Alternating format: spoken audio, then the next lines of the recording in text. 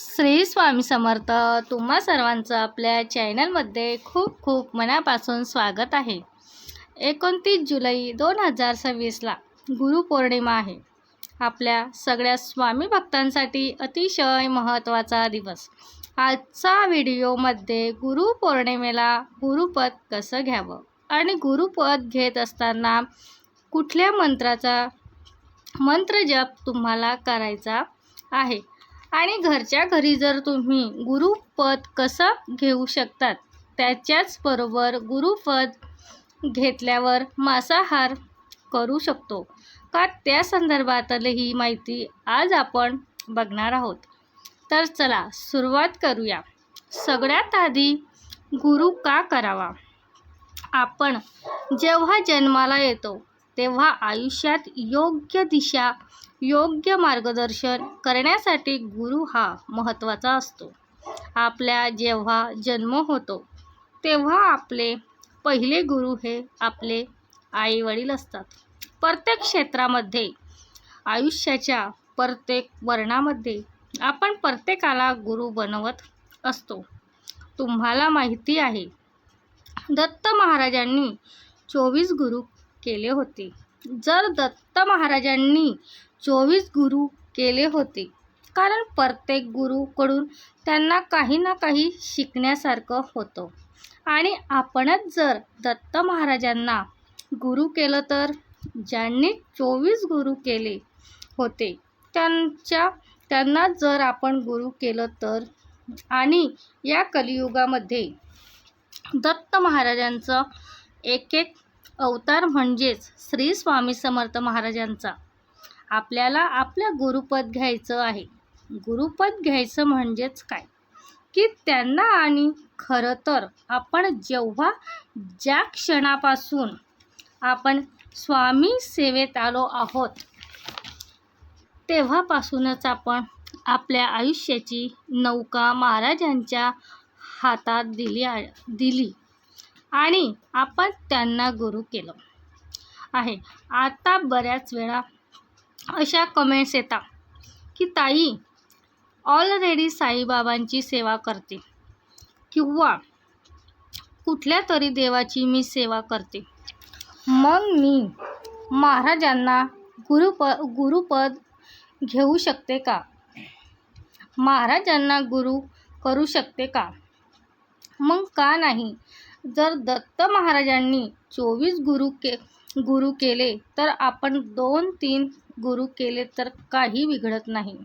शेवटी जसं सगळ्या नद्या सागराला येऊन मिळतात त्याच पद्धतीने कुठली सेवा केली तर ती महाराजांपर्यंत पोहोचतेच.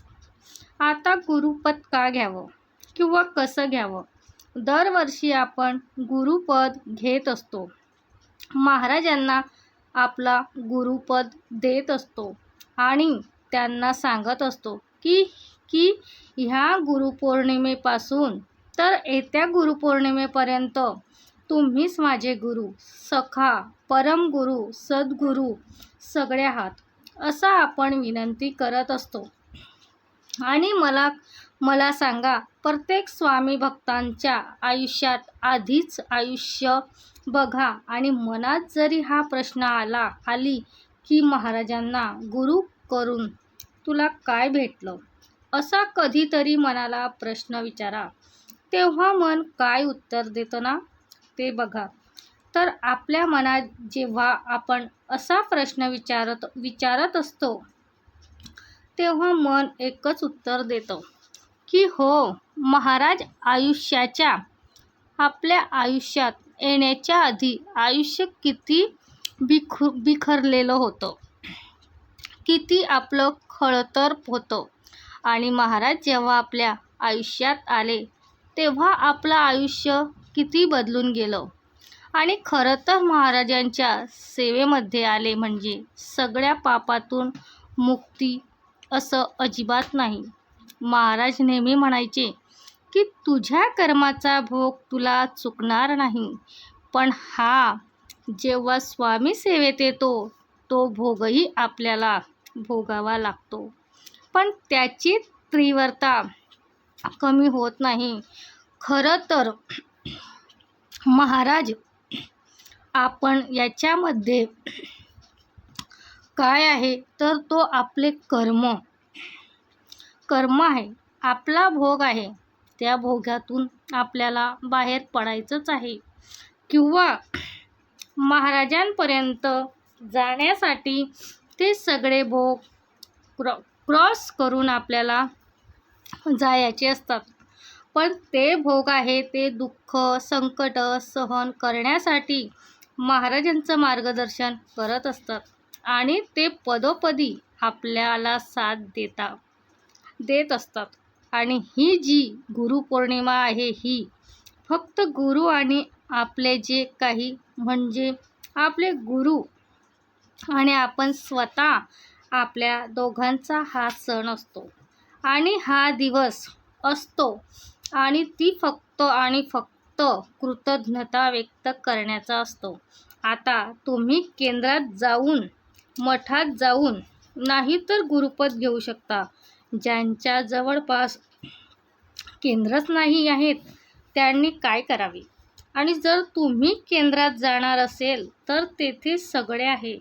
फक्त नारळ आणि फुलं घेऊन जावं, महाराजांना ते अर्पण करावं. तिथं एक दादा बसलेलाच असतो, एक मंत्र असतो, तो पठण करायचा असतो. तीर्थ घ्यायचे, प्राशन करायचा, तो मंत्र पठण करायचा. आता जर तुम्ही बघताच करणार असाल तर ते मंत्र वगैरे काय ते तुम्हाला सांगते. आता समजा आमच्या जवळपास केंद्र नाही आहे किंवा काही कारणाने जर मी केंद्रात जाऊ शकत नाही, तर मग अशा वेळेस काय करावं? तर आपल्या घरामध्ये महाराजांची मूर्ती असेल ना, तर मूर्तीला अभिषेक केलेला जे पाणी असतं बघा, आपण अभिषेक केल्यावर पाणी आपलं भरपूर येतं, भरपूर असतं ते पाणी. तर ते पाणी तुम्हाला हातात घ्यायचं आहे आणि ते पाणी हातात घेऊन मग तुम्हाला एक मंत्र म्हणायचा आहे. ते तुम्हाला सांगते. आता ताई, आमच्याकडे मूर्तीच नव्हती, फोटो होता. मग तुम्ही घरातलं शुद्ध पाणी तुमच्या हातामध्ये घ्यावं. प्रत्येकाने गुरुपद आवर्जून घ्यावे, कारण आता ते मांसाहार ते नंतर सांगते. मी तुम्हाला एक मंत्र सांगते जो तुम्हाला म्हणायचा आहे. हे गुरुपद तुम्ही सकाळी घ्यावं, तुम्ही दुपारी घेऊ शकता, तुम्ही संध्याकाळी घेऊ शकता, तुम्ही रात्री घेऊ शकता.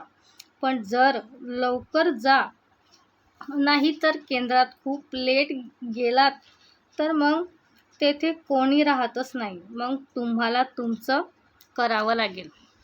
किंवा जर घरात करणार असेल तर देवा पूजा केल्या लगेच तुम्ही गुरुपद घेऊ शकतात. आधी काय करायचे आहे, तुम्हाला आधी महाराजांच्या चरणी तीर्थ आपल्या हातात घ्यावं. एक मंत्राचा तुम्हाला मंत्रोच्चार करायचा आहे.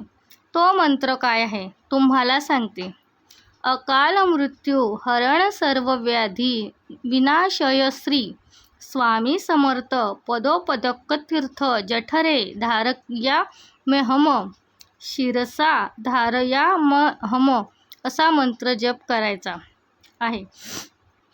ते चरण म्हणजे जे काही महाराजांचं जे काही चरण तीर्थ आहे, जे मंदिरात असेल किंवा घरात जर करणं असेल तर घरातलं आहे ते घ्यायचं आहे, ते प्राशन करायचं आहे बस. आणि आता जर तुम्ही घरात तुम्ही गुरुपद घेतलं म्हणजे हे झालं की झालं आपलं गुरुपद घेऊन.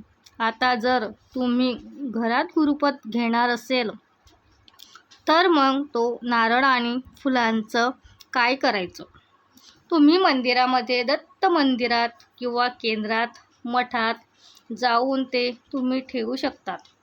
असं करायचं आहे. पण नारळ आणि गुलाबाचं फूल तुम्ही घेऊन जाऊ शकतात, ते तुम्हाला तेथे अर्पण करायचंच आहे. मंदिरात गेल्यावर सगळेच गुरुपद घेता. महाराजांचा आता प्रश्न असा आहे की काही गुरुपद आणि मांसाहार याचं काय करावं. मला असं वाटतं की परमेश्वराकडे जाताना आणि स्पेशली महाराजांकडे जाताना तू परिपूर्ण असावं. असा कुठलाही अट्टहास नाही. मांसाहार म्हणता लेकरा तू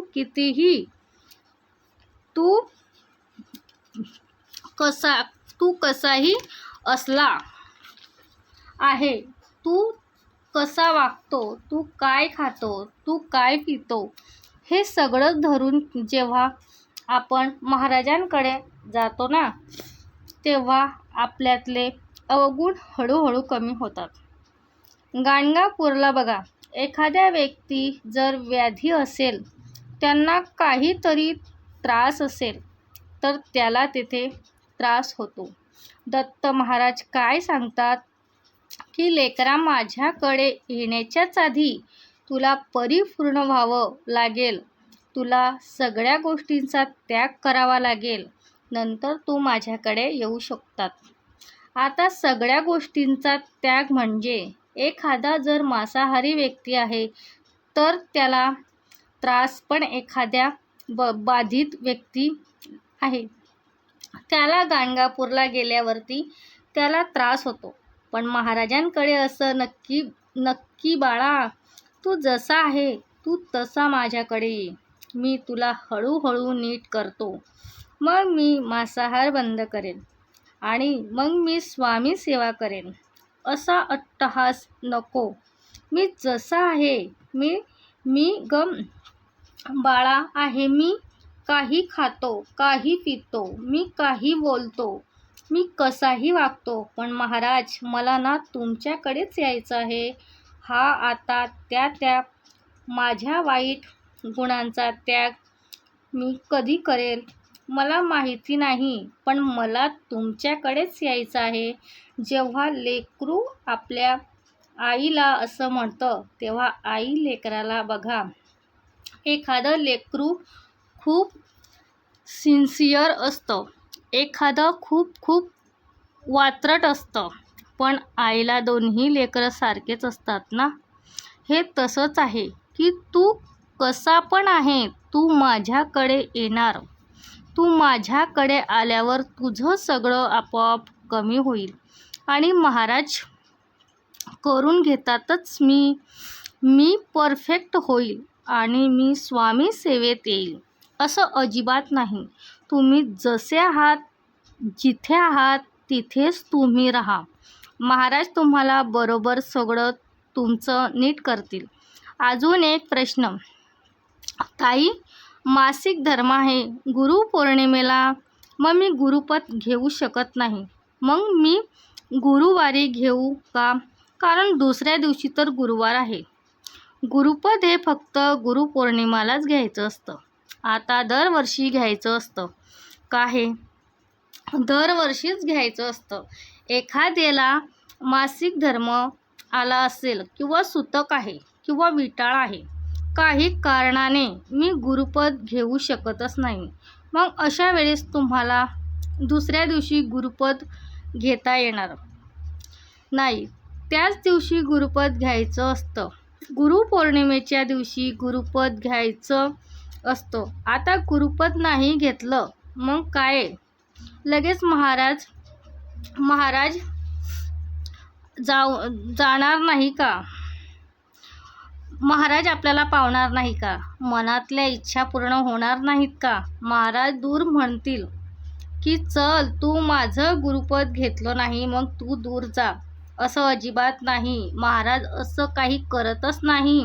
गुरुपद आपली एक मनात असतं आणि अर्थात मागच्या वर्षी ज्यांनी गुरुपद घेतला आहे, काही कारणाने म्हणजे काही कारण असतं कोणाला, जर त्यांना यावर्षी गुरुपद घेता येणारच नाही किंवा नाही घेतलं तरी काही होत नाही, काहीच हरकत नाही.